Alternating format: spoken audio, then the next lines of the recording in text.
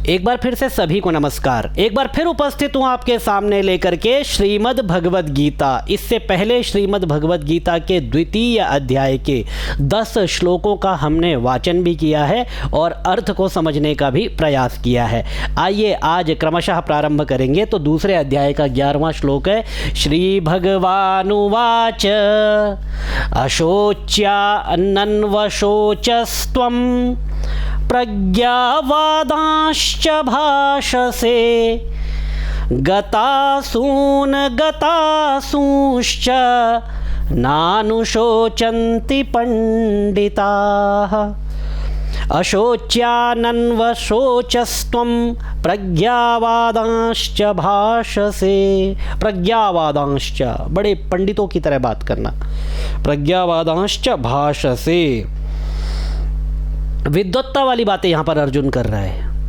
अब देखिए यहाँ पर जो सम्राट धृतराष्ट्र ने जो प्रथम श्लोक में कहा था कि मामकाः पांडवाश्चैव किमकुर्वत संजय, तो धृतराष्ट्र के मन में भी शोक था। धृतराष्ट्र के मन में शोक था कि मेरे पुत्र और पांडु के पुत्र युद्ध भूमि पर क्या कर रहे हैं और मेरे पुत्रों का कहीं अहित ना हो जाए, इसको लेकर के वह गहरी चिंता में डूबे हुए थे, गहरे शोक में डूबे हुए थे। अर्जुन के मन में भी शोक है, लेकिन अच्छा दोनों के मन में शोक है तो गीता का उपदेश दोनों को चाहिए। लेकिन अर्जुन का जो शोक है वह धृतराष्ट्र के शोक से भिन्न है।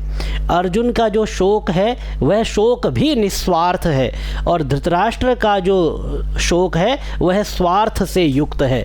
क्योंकि धृतराष्ट्र के मन में जो शोक है, जो डर है, जो भय है, जो मोह है या फिर जो ईर्ष्या है, वह एक तरफा है। क्योंकि धृतराष्ट्र को यदि शोक है, यदि डर है तो सिर्फ अपने पुत्रों को मरने का, अपने पुत्रों के मरने का शोक है, अपने पुत्रों के मरने का डर है। और अर्जुन को जो डर है वह है कि अर्जुन के मन में जो शोक है वह शोक है कि समस्त जो कुरु परिवार है उसमें जो क्षति होगी उस क्षति को लेकर के है। इसीलिए पीछे एक श्लोक में अर्जुन कहता है दृष्ट्वेवं स्वजनम कृष्ण, तो वह कुरु सेना को भी स्वजन मानता है। तो दोनों के शोक में ये एक छोटा सा डिफरेंस है कि अर्जुन का शोक जो है वो निस्वार्थ है, वह कुरु सेना को भी अपना स्वजन मानता है। लेकिन सम्राट धृतराष्ट्र का जो शोक है वह शोक एक तरफा है, वह अपने पुत्रों के लिए है। वह सामने वाली सेना में जो उसके भाई के पुत्र हैं, पांडु के जो पुत्र हैं, उन पुत्रों के लिए उसके मन में कोई शोक, कोई दुख, कोई भय नहीं है। अशोच्यान्नन्वशोचस्त्वं, वस्तुतः यहीं से श्रीमद् भगवद गीता का जो है उपदेश प्रारंभ होता है। सर्वोपनिषदो गावः दोग्धा गोपाल नंदनः, सभी उपनिषदों को गाय बना करके एक ग्वाले ने, भगवान श्री कृष्ण ने इस गाय को दुहा और अर्जुन को बछड़ा बनाया।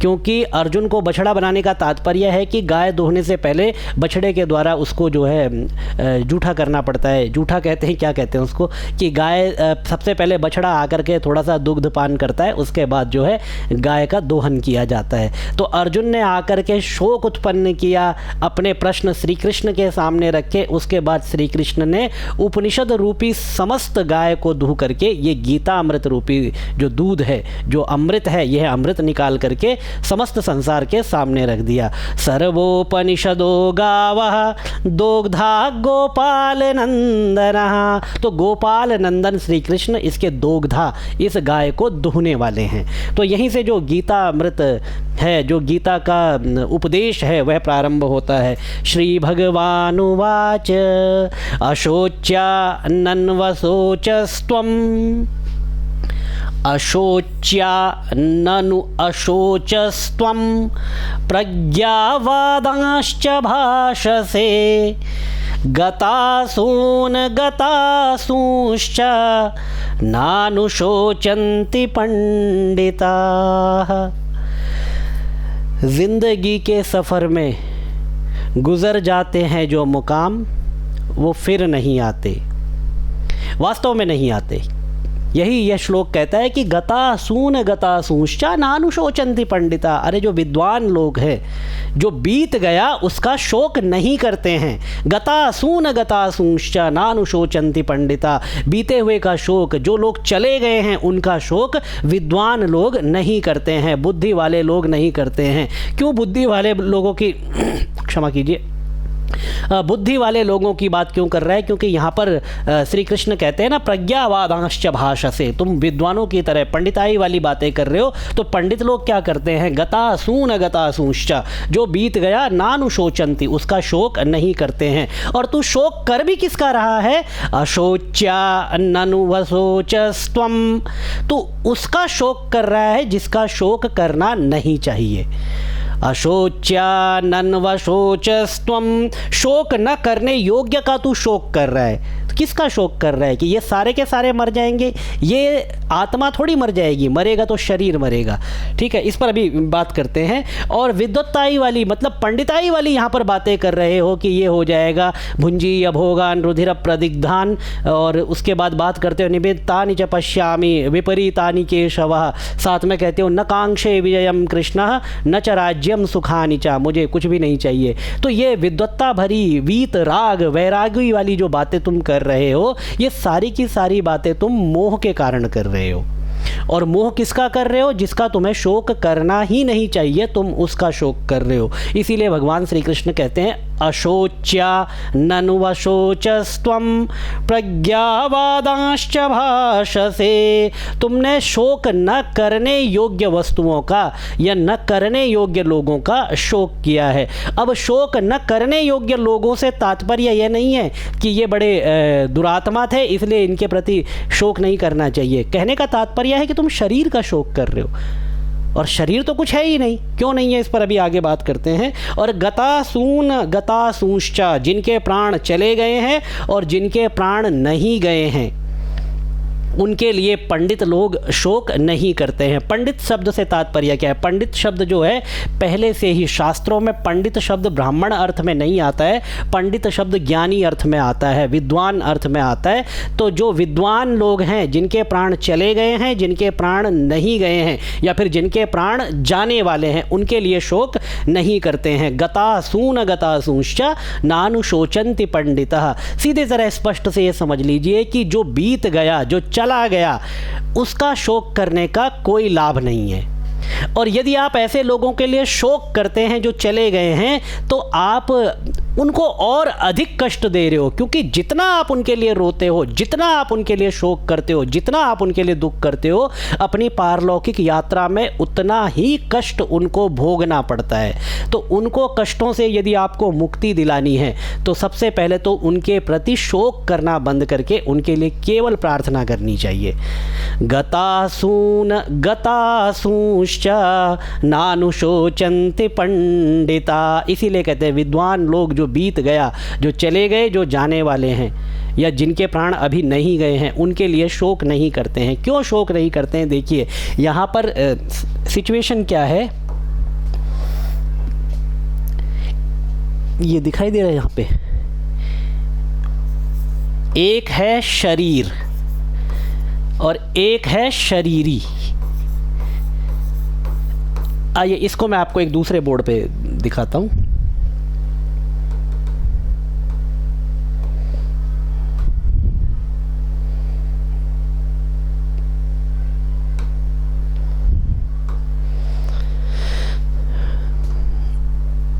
यहाँ इसको समझने का प्रयास करते हैं।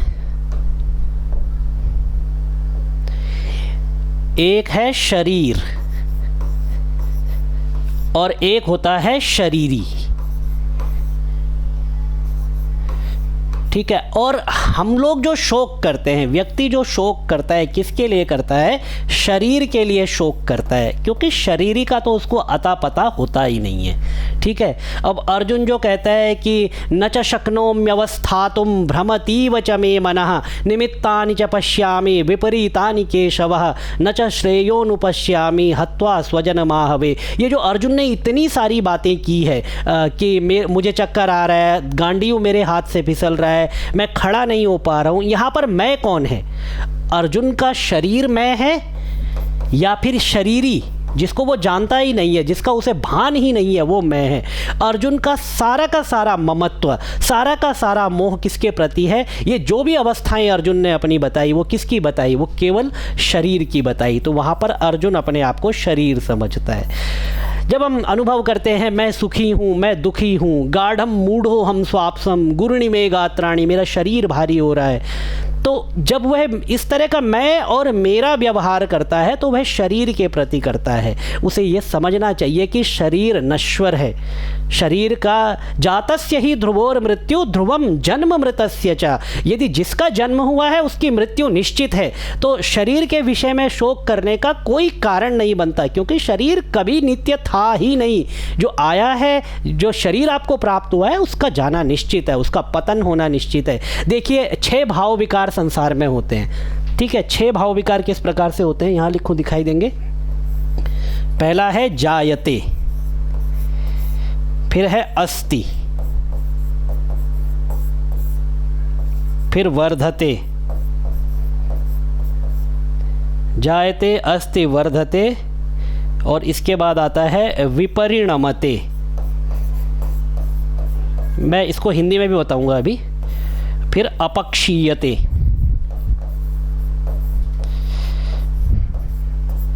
और अंत में आता है विनश्यति।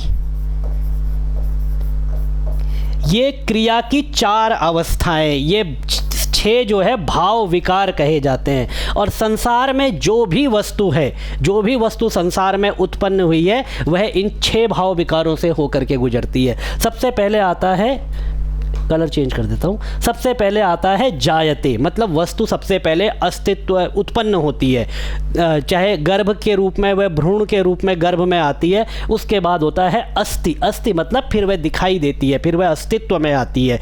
उसके बाद वर्धते, धीरे धीरे वह वृद्धि को प्राप्त होती है। उसके बाद विपरिणमते, फिर उसमें परिवर्तन आने लग जाते हैं। उसके बाद अपक्षीयते, धीरे धीरे उसका अपक्षय, उसका विनाश होना, धीरे धीरे क्षरण होना शुरू हो जाता है। और अंत में विनश्यति, वह वस्तु विनाश को प्राप्त हो जाती है। तो प्रत्येक वस्तु की, संसार में जो वस्तुएं उपलब्ध है, उनको इन 6 भाव विकारों से होकर के गुजरना पड़ता है। और शरीर भी इन 6 भाव विकारों से मुक्त नहीं है। इसीलिए शरीर अगर जायते यहाँ पर आया है तो विनश्यति तक अवश्य जाएगा। और जब शरीर जायते से विनश्यति तक की अपनी यात्रा करेगा तो शरीर कहाँ नित्य हो गया? फिर शरीर का तो क्षरण होना और विनाश होना अवश्यम भावी है। भगवान श्री कृष्ण स्वयं कहते हैं जातस्य ही ध्रुवोर मृत्यु ध्रुवम जन्म मृतस्य च। अरे जो पैदा हुआ है उसकी मृत्यु तो निश्चित है। और देही नित्यम अवध्योयम देहे सर्वस्य भारत, लेकिन इसके अलावा शरीर तो विनाशशील हो गया, लेकिन जो अविनाशी है वह अविनाशी होता है शरीरी, जिसको हम कहते हैं आत्मा। इस आत्मा का कभी विनाश नहीं होता। अब कहिए कि आत्मा भाव विकारों में आता है, तो स्पष्ट श्री कृष्ण ने कहा है न जायते म्रियते वा कदाचिन, न जायते म्रियते वा कदाचिन। और यह कठोपनिषद में भी आया यही वाला श्लोक, थोड़ा सा चेंज परिवर्तन के साथ, पहले वहाँ पर था, फिर श्रीमद् भगवद गीता में भी आया। न जायते, आत्मा कभी पैदा नहीं होता, और न म्रियते अर्थात उसका कभी विनाश नहीं होता। तो पहले भाव विकार का और अंतिम भाव विकार का निषेध कर दिया आत्मा में। जब पहले भाव विकार और उत्पन्न होने का, जायते का निषेध कर दिया और विनाश होने का निषेध कर दिया, तो बीच के फिर उसमें आ ही नहीं सकते। इसीलिए जो आत्मा है, जो शरीरी है, वह नित्य है, उसका तुम शोक कर ही नहीं रहे हो, उसके विषय में तुम जानते ही नहीं हो। और शोक किसका कर रहे हो कि पितामह का शरीर चला जाएगा, गुरु द्रोण का शरीर चला जाएगा, मेरे जो स्वजन हैं उनका शरीर चला जाएगा। अरे शरीर था ही कब नित्य, शरीर को तो जाना ही था। इसीलिए अशोच्यानन्वशोचस्त्वम, तुम उसका शोक कर रहे हो जिसका शोक करना ही नहीं चाहिए, जिसका शोक बनता ही नहीं है, तुम उसका शोक कर रहे हो। क्योंकि आत्मा तो सदा रहने वाली है, हमेशा अजर अमर रहने वाली है। तो आत्मा का तो ना उत्पन्न होना है ना मरना है, तो शोक बनता ही नहीं है। इसीलिए श्री कृष्ण कहते हैं अशोच्यानन्वशोचस्त्वम प्रज्ञावादांश्च भाषसे। एक तो शोक न करने योग्य शरीर का शोक कर रहा है, क्योंकि भौतिक शरीर है, पार्थिव शरीर है, नश्वर शरीर है, और आत्मा के विषय में तू जानता ही नहीं है, जो नित्य शुद्ध बुद्ध मुक्त स्वभाव ब्रह्म का एक अंश है। तो अशोच्या नन्वशोचस्त्वं प्रज्ञावादांश्च भाषसे, और बातें कैसी करता है विद्वानों की तरह, गतासूंश्च नानुशोचन्ति पंडिता। तो जो बीत गया और जो बीतने वाला है, ये जिनके प्राण अभी आगे और जाएंगे, विद्वान लोग, पंडित लोग ऐसे पदार्थों का, ऐसे भौतिक और क्षणभंगुर नश्वर पदार्थों का शोक नहीं करते। व्यक्ति की यही समस्या है। ये तो अर्जुन के प्रसंग में बात आ गई। अब हम आपके और हमारे प्रसंग में करें तो एक मैंने बोला था ना, ज़िंदगी के सफ़र में गुजर जाते हैं जो मुकाम, वो फिर नहीं आते। अब लकीर पीटने से क्या फ़ायदा, छोड़ दीजिए। जब भगवान श्री कृष्ण इतनी बड़ी बात कह रहे हैं कि जो बीत गया उसका शोक नहीं करना चाहिए, उस पर विचार नहीं करना चाहिए, उससे शिक्षा लो और आगे बढ़ो। थोड़ा सा अमेंडमेंट हम करें, क्योंकि देश काल परिस्थिति के साथ व्याख्या भी बदल जाती है, सिचुएशन के साथ थोड़ी व्याख्या बदल जाती है। तो उस समय युद्ध की सिचुएशन थी। आज मैंने पहले भी बताया कि प्रत्येक व्यक्ति के जीवन में महाभारत चल रहा है और प्रत्येक व्यक्ति को गीता शास्त्र की आवश्यकता है। तो वहाँ पर इसको थोड़ा सा अपने लिए मोल्ड करके आप अगर लेते हैं तो जो बीत गया उससे शिक्षा लीजिए और आगे बढ़िए, बाकी छोड़ दीजिए। क्योंकि गतासूंश्च नानुशोचन्ति पंडिता। और दूसरी बात, कर्मणि एव अधिकारस्ते, तुम्हारा अधिकार कर्म में है, फल में नहीं है। अच्छा, उसका ये तात्पर्य नहीं है कि आप कर्म करो और फल की इच्छा मत करो। अरे कर्म आपने किया तो फल की इच्छा भी आप ही करेंगे, कोई दूसरा नहीं करेगा। तो कर्मणि एव अधिकारस्ते, लेकिन फल कैसा होगा, हाय मेरा फल अच्छा हो जाए, मेरे फेवर में सिचुएशन आ जाए, ये सब करने से फल नहीं बदलने वाला। फल सिर्फ बदलेगा कर्म करने से। क्योंकि आपका अधिकार किस में है? आपका अधिकार फल को डिसाइड करने में नहीं है, आपका अधिकार कर्म को करने में है। तो कर्म को करते रहिए और कर्म को जितनी निष्ठा से करेंगे फल उतना मीठा होगा। तो कर्मण्येवाधिकारस्ते माँ फलेषु कदाचन, इसीलिए कहते फल में तेरा अधिकार नहीं है। उसका कहने का तात्पर्य ये नहीं है कि फल तुम्हें नहीं मिलेगा या तुम्हें फल के विषय में सोचना ही नहीं चाहिए, या फल तो तुम्हारा जो है काम करो और फल की चिंता करो ही मत कि फल मिलेगा नहीं मिलेगा। क्यों ना करें? प्रयोजनम अनुद्दिश्य तो मंदोपि न प्रवर्तते। अगर प्रयोजन ना हो तो किसी कार्य में कोई मूर्ख व्यक्ति भी प्रवृत्त नहीं होता है, ये भी शास्त्र कहते हैं। फिर यदि मैं किसी कर्म में प्रवृत्त हो रहा हूँ, यदि मैं 30 डेज कोई जॉब करता हूँ तो 31वें दिन मेरा अधिकार है, मेरी इच्छा है कि मुझे वो उसकी सैलरी मिले और मिलनी भी चाहिए। लेकिन जैसा कर्म करेंगे फल वैसा होगा। फल में हमारा अधिकार नहीं है कि फल ऐसा हो जाए, फल वैसा हो जाए। हमारा अधिकार तो सिर्फ कर्म करने में है। जितनी पॉलिशिंग, जितना स्किल हम कर्म में दिखाएंगे फल उतना ही बढ़िया निकलेगा। तो इसीलिए हमारा फल में अधिकार नहीं है। फल को हम अपने हिसाब से बना नहीं सकते, हम सिर्फ कर्मों को ठीक कर सकते हैं। इसीलिए कहा गया फल में तेरा अधिकार नहीं है। अब उसकी व्याख्या जब ये श्लोक आएगा उस समय हम और विस्तार से करेंगे। अभी यहाँ का अगला श्लोक देखते हैं, फिर आगे बढ़ते हैं। श्रीमद् भगवद गीता यदि आप लोगों को पसंद आ रही हो, आप लोगों को आनंद आ रहा हो, तो एक बार लोगों तक भी ज़रूर शेयर करें, जो आपके प्रियजन हो उन तक भी ज़रूर पहुंचाए। और ये गीता शास्त्र ऐसा है कि प्रत्येक व्यक्ति तक जाना चाहिए, प्रत्येक व्यक्ति को समझना चाहिए और इसका अध्ययन भी करना चाहिए, क्योंकि जीवन में कहीं ना कहीं इस शास्त्र की आवश्यकता प्रत्येक व्यक्ति को है। किसी ने मुझे कहा कि आप हफ्ते में 2 वीडियो एटलीस्ट इसके डाला कीजिए। प्रयास करूंगा डालने की, बस थोड़ा सा अभी मेरा व्यस्तता का समय चल रहा है। ये थोड़ी सी व्यस्तता कम हो जाए, उसके बाद थोड़ा सा नॉर्मल रूटीन हो जाए तो मैं प्रयास करूंगा कि श्रीमद् भगवद गीता के वीडियो हफ्ते में 2 या 3 वीडियो आप लोगों को ज़रूर यहाँ पर मैं प्रोवाइड करवाऊँ, क्योंकि बहुत बड़ा शास्त्र है, 700 श्लोक है और अभी तो हम दूसरे अध्याय के 11वें श्लोक पर आए हैं। आज हमने 11वां श्लोक किया है और उसी में इतना समय लगा है, तो अब धीरे धीरे व्याख्या भी विस्तृत होती जाएगी। तो इसीलिए प्रयास करूंगा कि जल्दी जल्दी आप लोगों के सामने इस ग्रंथ को लेकर के मैं इसके पार्ट्स लेकर के आपके सामने उपस्थित हो सकूं। आप निरंतर अपना सहयोग बनाए रखें, चैनल को लाइक, सब्सक्राइब और शेयर भी करें। यद्यपि मैं ये बात बार बार बोलता नहीं हूँ किसी भी वीडियो में, लेकिन आज कह रहा हूँ क्योंकि श्रीमद् भगवद गीता मुझे लगता है लोगों तक पहुँचनी चाहिए। और प्रयास करेंगे कि एक ऐसी ऑथेंटिक व्याख्या जो कि आपके जीवन से, मेरे जीवन से भी जुड़ी हो, साथ साथ में शास्त्रों का भी समर्थन करती हो, ऐसी व्याख्या ना रहे कि हम उसको कपोल कल्पित कर दें। और प्रयास करेंगे कि जहाँ जहाँ पर विसंगति हुई है, इससे पहले जिन कुछ श्लोकों में ऐसा रहा है कि निरंतर हम उनका कुछ एक अर्थ मानते हुए आए हैं, जबकि उनका अर्थ कुछ और होना चाहिए। तो ऐसे स्थलों पर भी हम प्रयास करेंगे स्पष्टता से एक बार व्याख्या की जाए, ताकि जो सही उसका मीनिंग है वह लोगों तक पहुँचे। प्रयास करेंगे कि मैक्सिमम हम इधर उधर बाकी शास्त्रों से रिसर्च करके ये ज्ञान आपके सामने रखें। तो आज बस यहीं पर रोकते हैं। आज का वीडियो काफ़ी महत्वपूर्ण भी है, श्लोक बहुत महत्वपूर्ण है, तो आप उसको पढ़ें, अभ्यास करें। भगवान श्री कृष्ण के चरणों में आपका ध्यान लगा रहे। ओम नमो भगवते वासुदेवाय।